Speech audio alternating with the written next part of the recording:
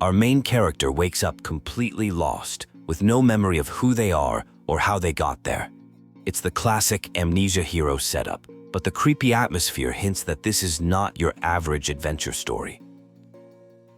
A wise old Taoist named Xuan Yangzhe finds our hero and gives them the lowdown. He explains a wild disease called the feathering, which basically turns people into monsters after wiping their memories. It's a bad scene, and apparently, our protagonist is deep in the early stages of this whole mess. The cause of the feathering is revealed to be a man-eating fiend that attacked 6 months ago. Since then, people have been sprouting feathers and losing their minds. There's no known cure, making the situation feel pretty hopeless. The Taoist found a silk manuscript on our hero, hinting at their forgotten past. The feathering isn't just about memory loss. It's a full-on body horror experience. It begins with feathers, then progresses to dislocated joints and a monstrous transformation. Most victims are in constant agony, but our hero's case is weirdly milder, mainly affecting their memory for now, which is a small win.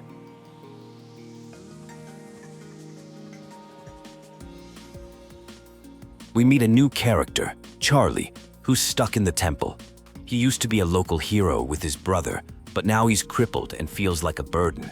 He's got some serious self-esteem issues and asks our hero to deliver a bracelet to an oracle in town, adding a personal quest to the mix.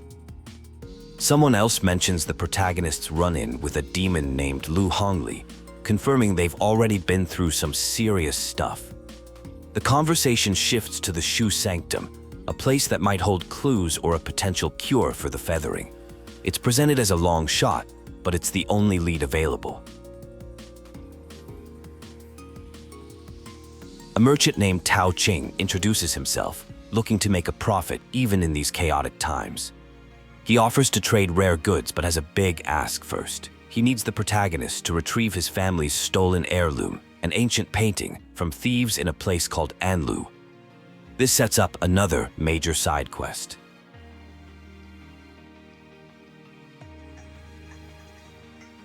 Another victim of the feathering shares her story, reinforcing how dire things are. Her symptoms are worse than the protagonist's, and she warns that the nearby town worships Rise is pure chaos with few survivors. She credits Xuan Yangzhe's medicine for keeping her alive, but nobody knows for how long. A mysterious and slightly ominous character appears, talking about the strange power in the protagonist's left arm. He suggests that if they can master this power, they could literally rewrite destiny. It's a very cryptic encounter that hints at the protagonist's hidden potential and a much larger fate at play. A man named Haiyuzai shows up, and he actually knows the protagonist, calling them Wuchang. This is a huge reveal, confirming our hero has a name and a past. Haiyuzai mentions they were searching for clues about someone named Bio, who is apparently Wuchang's sister, adding a personal stake to the quest. Haiyuzai points the way to the Shu Sanctum, but warns that the main bridge is out. He gives Wuchang a bamboo lantern and tells them to follow his pinwheel trail markers to find him later at the Tang Emperor's palace. He's clearly a reliable ally in this confusing and dangerous world. Another mysterious figure senses the power of the feathering in Wuchang's arm and is fascinated by their ability to control it. He claims the left arm is the key to unlocking its full potential, but says Wuchang isn't ready yet. This theme of a hidden, controllable power keeps popping up. In town, we meet Master Yen, a local who knows everything. He mentions that the priests at the Shu Sanctum have deep knowledge of medicine and have hidden strange things upstairs. He asks Wuchang to sneak past the guards and grab some elixirs to heal his brother, who is bitten by a monster. An old wanderer offers to tell a story for a coin, but since Wuchang is broke, he offers a different kind of tip. He points out a plump little thing that's supposedly hiding treasure, adding a touch of whimsy and mystery to the grim reality of the world. It's a weird but memorable interaction. Someone at a makeshift clinic warns Wuchang to leave, explaining that the high priest of the Shu Sanctum is also sick and can't save anyone. The place is full of people who came for healing but are now turning into monsters. It seems like every potential solution just leads to more problems. A terrified kid is hiding from monks who took his mother and brother. He mistakes Wuchang for a wandering knight from old tales and begs for help finding his family. He gives them a key to his old home in Worship's Rise, hoping they'll find clues there. It's a heartbreaking plea. An old woman mistakes Wuchang for her son, talking about an exorcism and the man-eating fiend, Lu Hongli. She reveals that Lu Hongli's father was a coroner who raised her on the flesh of the dead, which is seriously messed up. She also mentions a mythical cure called the white Jade Dumpling.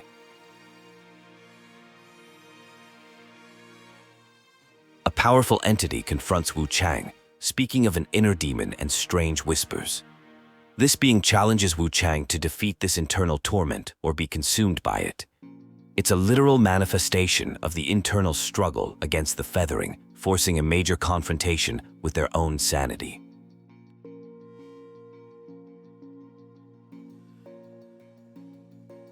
Xuanyangja drops more lore about the Shu Sanctum. It was built to honor an ancient ancestor, and there were once two priests, a teacher and an alchemist. One vanished and the other transformed and retreated, leaving the locals without their greatest healers. The history of this place is filled with tragedy. Master Yan's brother is healed thanks to an item Wuchang found.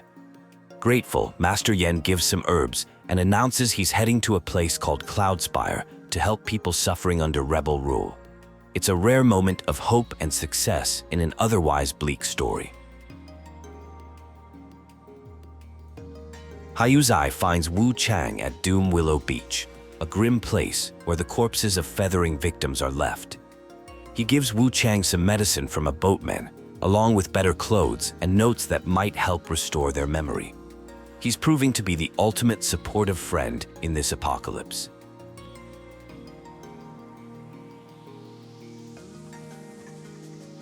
The merchant Tao Qing reveals that the Shu Sanctum has two priests who are twin brothers.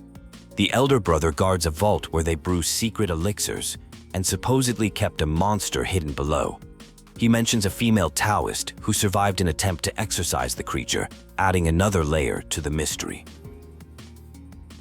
Xuanyangja connects the first cases of the feathering to the Tang Emperor's palace, which was once a place of enlightenment but now lies in ruin. He finds it suspicious that soldiers still guard the empty palace and asks Wuchang to investigate, believing it's tied to the outbreak's origin. Tao Qing shares the tragic story of Luo San, the coroner, and his daughter. After his baby died, he found a way to resurrect her, but she came back as an unnatural monstrosity. It's a cautionary tale about defying fate and the natural order, which seems to be a running theme. The narrative takes a turn, focusing on the complexities of love and loss. A character reflects on how strange love is and how it can lead people to hit rock bottom. This moment adds an emotional depth to the story, suggesting that the motivations behind the chaos are deeply personal and tragic. After being unconscious for days, Wuchang wakes up again with Xuanyangja. The Taoist feels guilty for sending them into danger and reveals he once crafted elixirs for the master of Snowfall Palace. He suggests that the red mercury ore there might hold a key to curing the feathering.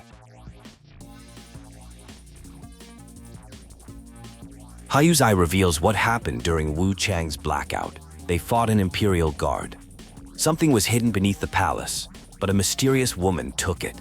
Haiyuzai believes this object is the key to saving Bayo, and that the woman is headed for Cloudspire, setting the next destination for their journey. Upon arriving in Cloudspire, a character explains the local power dynamic. A widow runs things now, and young people flock there for a chance at a good job. It's a place of opportunity, but also seems to have a dark underbelly. This new location presents a whole new set of challenges and politics to navigate. An old man explains that the only way to reach the main part of Cloudspire is by lighting 2 beacon towers. He hopes Wuchang can end the conflict that's causing so much suffering. He gives them some items taken from monsters, acting as a reluctant guide in this hostile territory. Haiyuzai recounts his own recent struggles, having been captured by rebels and nearly eaten.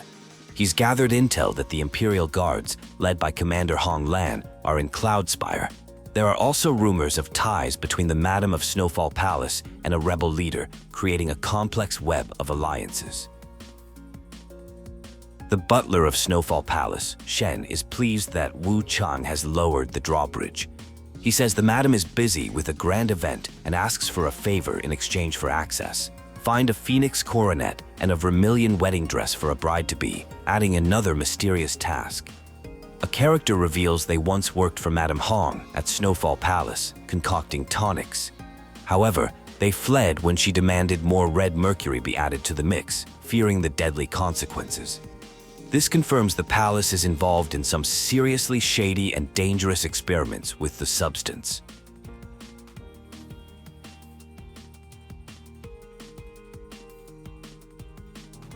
Wuchang discovers notes detailing how to mine red mercury and use it to create terrifying creatures.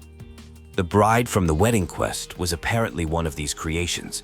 She died but was brought back to life.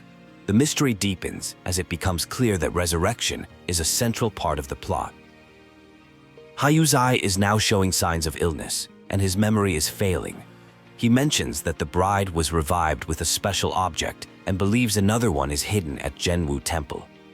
He tasks Wuchang with finding it while he investigates their old home for more clues about their past. Taoqing shares more backstory, this time about Fanjing, a merchant's daughter who was taken as a bride by the Madam of Snowfall Palace and was never seen again. This connects the resurrected bride to a real person, adding a layer of tragedy to her story and highlighting the madam's cruelty. A former associate of Madam Hong reveals that her son, Hong Qin, was the true mastermind behind most of Snowfall's horrors. He was a twisted individual who ensnared many poor souls in his experiments. This paints a clearer picture of the villains responsible for the region's suffering. Haiyuzai finds a critical clue in their old home, a chisel that he believes is a treasure from Zhenwu Temple. The big question is how it ended up in their house. This discovery directly links Wuchang's family to the mysterious and powerful artifacts at the heart of the story. The devastating truth about Wuchang's past is finally revealed. Their brother was the subject of a failed resurrection attempt, which is why he turned into a monster. The ritual object used was incomplete. To save Bayo, they will need to find all 4 pieces of the artifact to perform the ritual correctly. The mysterious wandering bard reappears and warns Wuchang that the land has changed. He speaks of an unending cycle of cause and effect and a power beyond their comprehension. He advises them to turn back, but it's clear that fate is pulling them forward into an even greater danger. The bard reveals his true identity. He is Durya, a deity from the shrines of Shu. He explains that the strange plants growing in the area are connected to the ancient Bo people. Their leader was seduced by power and is now hiding in the underground palace, having cursed the world with her actions. Taoqing makes a startling discovery. An artifact Wuchang brings him has patterns belonging to the ancient Bo people. He realizes the strange events in Worship's rise are connected to their leader, and he believes the fate of the entire region now rests in Wuchang's hands. Haiyuzai deciphers a symbol as the mark of the Bo people, confirming the monsters are resurrected members of this ancient tribe. He realizes the Imperial Guards are also after the final missing artifact, which is located in a burning cave ahead. The race is on to retrieve it and save Bayu. Inside the cave, the resurrected emperor of the fallen Ming dynasty appears. He laments the fall of his empire after 277 years, but remains defiant. This is a massive twist, revealing that the resurrection plot goes all the way to the top and involves figures of immense historical power. Beneath the burning cave lies the Hall of Ascension, the source of immortality. A character reveals the legends were true and that Wuchang's chisel has brought them one step closer to their own ascension. It's clear that multiple people are vying for this ultimate power.